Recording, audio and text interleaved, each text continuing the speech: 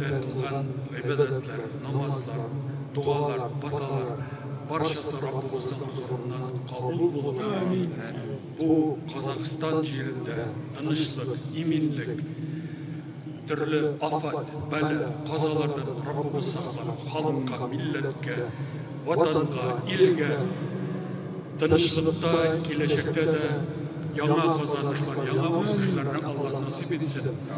Бұл Қазақстан Жұмһуриятындегі қызмет көрсеткен бірінші президент Нұрсұлтан Әбішұлы Назарбаевқа, қазіргі президент Қасым-Жомарт Кемелұлы Тоқаевқа һәм алар белән бергә хезмәт итүче мөхтәрәм Җәнабы Муфти хәзрәтләренә, Муфти хәзрәт белән хезмәт итүче ярдәмчеләренә һәм имамнарга Алла Раббыбыз исламга, мусламаннарга хезмәт итүдә улуг ярдәмен насип әйләсен. Раббыбыз кылган гамәлләреннән җөмләсеннән үзе разый булсын.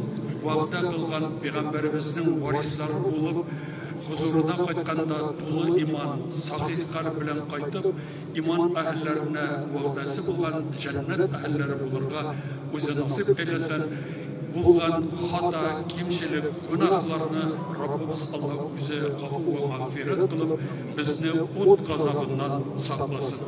Раббана атина фид дунья хасанатан ва фил ахирати хасанатан ва қина азабан нар. Bi rahmetika ya